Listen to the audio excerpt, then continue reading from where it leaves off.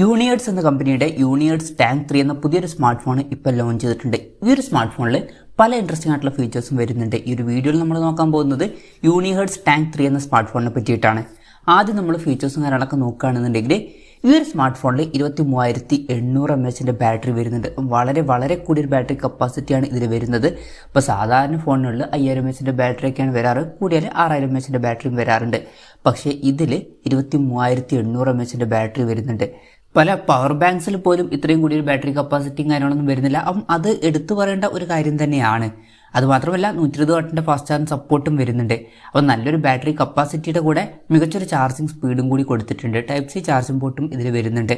അപ്പം ബെസ്റ്റ് ആയിട്ടുള്ള ഒരു ബാറ്ററി സെറ്റപ്പും കാര്യങ്ങളൊക്കെ ഇതിൽ വരുന്നുണ്ട് എന്ന് പറയാവുന്നതാണ്. പിന്നെ പറയേണ്ട ഒരു കാര്യം, ഇതിൽ IP68 റേറ്റിംഗ് സപ്പോർട്ട് ചെയ്യുന്നുണ്ട്. അപ്പം ഈ ഫോൺ വാട്ടർ റെസിസ്റ്റൻറ്റും അതുപോലെ തന്നെ ഡസ്റ്റ് റെസിസ്റ്റൻറ്റുമാണ്. അത് നല്ലൊരു കാര്യം തന്നെയാണ്. പിന്നെ ഈ ഫോണിൻ്റെ ബേസ് വേരിയൻറ്റിൽ തന്നെ 16 GB റാം കൊടുത്തിട്ടുണ്ട്. അതുകൂടാതെ വെർച്വൽ റാം എന്നുള്ള ഫീച്ചറും വരുന്നുണ്ട്. അതായത് എക്സ്ട്രാ റാം വേണ്ട സമയത്ത് ഇൻറ്റേർണൽ മെമ്മറിയിൽ നിന്ന് കുറച്ച് മെമ്മറി എടുത്തിട്ട് അത് റാമായിട്ട് യൂസ് ചെയ്യും. അങ്ങനെ 16 GB റാം വരെ എക്സ്ട്രാ നമുക്ക് ലഭിക്കുന്നതായിരിക്കും. അപ്പോൾ ടോട്ടലായിട്ട് 32 GB റാം വരെയൊക്കെ ഇതിൽ വരുന്നുണ്ട് എന്ന് പറയാവുന്നതാണ്. അതുമാത്രമല്ല 512 GB ഇൻറ്റേർണലും വരുന്നുണ്ട്. അതും എടുത്തു പറയേണ്ട ഒരു കാര്യം തന്നെയാണ്. പിന്നെ സാധാരണ ഫോണുകളിൽ കാണാത്ത ലേസർ റേഞ്ച് ഫൈൻഡർ പോലുള്ള ഫീച്ചേഴ്സൊക്കെ ഇതിൽ വരുന്നുണ്ട്. അതുപോലെ തന്നെ ഈ ഒരു ഫോണിൽ LED ലൈറ്റും കാര്യങ്ങളൊക്കെ കൊടുത്തിട്ടുണ്ട്. 1200 ലൂമൻ്റെ LED ലൈറ്റും കാര്യങ്ങളൊക്കെയാണ് ഇതിൽ കൊടുത്തിരിക്കുന്നത്. പിന്നെ ഈ ഫോണിൽ 2 ബട്ടൺസും കാര്യങ്ങളൊക്കെ കൊടുത്തിട്ടുണ്ട്. സൈഡിൽ കസ്റ്റമൈസ് ചെയ്യാൻ പറ്റിയിട്ടുള്ള ബട്ടൺസ് ആണ്. അത് നല്ലൊരു കാര്യമൊക്കെ തന്നെയാണ്. ക്യാമറയുടെ കാര്യം പറയുകയാണെന്നുണ്ടെങ്കിൽ ഫോണിൻ്റെ പിന്നിൽ ട്രിപ്പിൾ ക്യാമറ സെറ്റപ്പ് കൊടുത്തിട്ടുണ്ട്. 200 മെഗാ മെയിൻ ക്യാമറ സെൻസർ ഈ ഫോണിൽ വരുന്നുണ്ട്. പിന്നെ 50 mega ultra wide angle lens കൊടുത്തിട്ടുണ്ട്. അതുപോലെ തന്നെ 64 മെഗാ ഒരു നൈറ്റ് വിഷൻ ക്യാമറയും കൊടുത്തിട്ടുണ്ട്. 50 മെഗാ സെൽഫി ക്യാമറയും വരുന്നുണ്ട്. അപ്പം ഓൺ പേപ്പർ അത്യാവശ്യം നല്ലൊരു ക്യാമറ സ്പെസിഫിക്കേഷനും കാര്യങ്ങളൊക്കെ വരുന്നുണ്ട് എന്ന് പറയാവുന്നതാണ്. പിന്നെ ആൻഡ്രോയിഡ് 13 ബേസ് ആയിട്ടുള്ള സോഫ്റ്റ്വെയർ ആണ് ഇതിൽ വരുന്നത്. IR ബ്ലാസ്റ്റർ എന്നുള്ള ഫീച്ചർ കൊടുത്തിട്ടുണ്ട്. പിന്നെ NFC സപ്പോർട്ടും കാര്യങ്ങളൊക്കെ ഇതിൽ വരുന്നുണ്ട്. പ്രോസസ്സറിൻ്റെ കാര്യം പറയുകയാണെന്നുണ്ടെങ്കിൽ ഈ ഒരു ഫോണിൽ mediatek dimensity 8200 എന്ന പ്രോസസ്സറാണ് കൊടുത്തിരിക്കുന്നത്. 41,000-42,000 രൂപ പ്രൈസ് റേഞ്ചിൽ ഈ ഒരു പ്രോസസ്സർ എങ്ങനെയുണ്ടെന്ന് വെച്ചാൽ ഒരിക്കലും ബെസ്റ്റ് ആണ് എന്ന് പറയാൻ പറ്റില്ല. എന്നാലും ഈ ഒരു പ്രൈസ് റേഞ്ചിൽ വലിയ തിരക്കേടില്ലാത്തൊരു പ്രോസസ്സർ എന്ന് പറയാം. എന്തായാലും ബെസ്റ്റ് പ്രോസസ്സറൊന്നുമല്ല ഇതിൽ കൊടുത്തിരിക്കുന്നത്. പിന്നെ 5G സപ്പോർട്ടും കാര്യങ്ങളൊക്കെ വരുന്നുണ്ട്. മെമ്മറി എക്സ്പാൻഡ് ചെയ്യണമെന്നുണ്ടെങ്കിൽ മെമ്മറി കാർഡ് സ്ലോട്ടും കാര്യങ്ങളൊക്കെ വരുന്നുണ്ട്. Side mounted finger print sensor ഈ ഫോണിൽ കൊടുത്തിട്ടുണ്ട്. ഡിസ്പ്ലേയുടെ കാര്യം പറയുകയാണെന്നുണ്ടെങ്കിൽ 6.79 ഇഞ്ചിൻ്റെ ഫുൾ HD+ ഡിസ്പ്ലേ ആണ് ഈ ഫോണിൽ വരുന്നത്. പിന്നെ ഇതിൽ LCD പാനലാണ് ഉപയോഗിച്ചിരിക്കുന്നത്. 41,000-42,000 രൂപ പ്രൈസ് റേഞ്ചിലൊക്കെ നമ്മൾ AMOLED ഡിസ്പ്ലേ എക്സ്പെക്ട് ചെയ്യുന്നുണ്ട്. പക്ഷേ ഇതിൽ അത് വരുന്നില്ല. LCD പാനൽ ഈ ഫോണിൽ വരുന്നുള്ളൂ. പിന്നെ 120 ഹെർട്സിൻ്റെ റിഫ്രഷ് റേറ്റ് ഒക്കെ ഇതിൽ സപ്പോർട്ട് ചെയ്യുന്നുണ്ട്. പിന്നെ ഈ ഒരു ഫോണിൽ പഞ്ചോൾ ഡിസൈൻ കൊടുത്തിട്ടുണ്ട്. പഞ്ചോൾ വരുന്നത് ടോപ്പ് സെൻറ്റർ ഭാഗത്തായിട്ടാണ്. അപ്പോൾ ഡിസ്പ്ലേ ഫീച്ചേഴ്സ് നമ്മൾ മൊത്തത്തിൽ നോക്കുകയാണെന്നുണ്ടെങ്കിൽ ഈ ഒരു പ്രൈസ് റേഞ്ചിനനുസരിച്ചിട്ടുള്ള അത്ര മികച്ച ഡിസ്പ്ലേ ഫീച്ചേഴ്സ് ഈ ഫോണിൽ വരുന്നുണ്ട് എന്ന് പറയാൻ പറ്റില്ല. ഈ ഒരു പ്രൈസ് റേഞ്ചിലൊക്കെ നമ്മൾ AMOLED ഡിസ്പ്ലേയും കാര്യങ്ങളൊക്കെ എക്സ്പെക്ട് ചെയ്യുന്നുണ്ട്.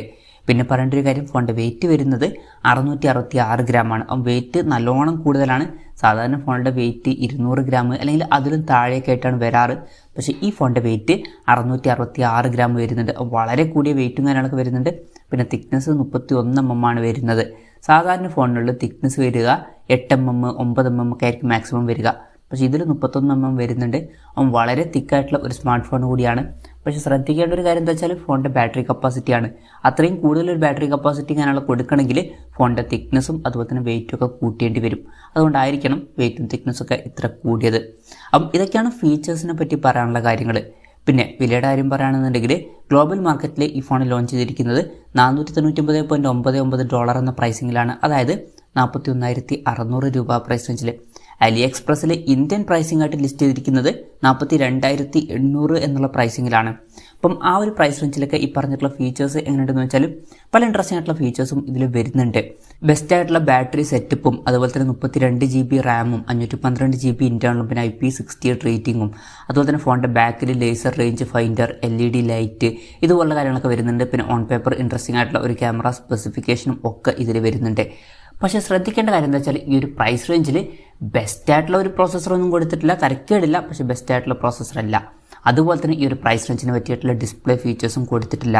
അപ്പം ഈ പറഞ്ഞിട്ടുള്ള ഇൻട്രസ്റ്റിംഗ് ആയിട്ടുള്ള ഫീച്ചേഴ്സൊക്കെ നിങ്ങൾക്ക് വേണമെന്നുണ്ടെങ്കിൽ ഈ ഒരു പ്രൈസ് റേഞ്ചിൽ ഈ ഫോൺ നോക്കാവുന്നതാണ്.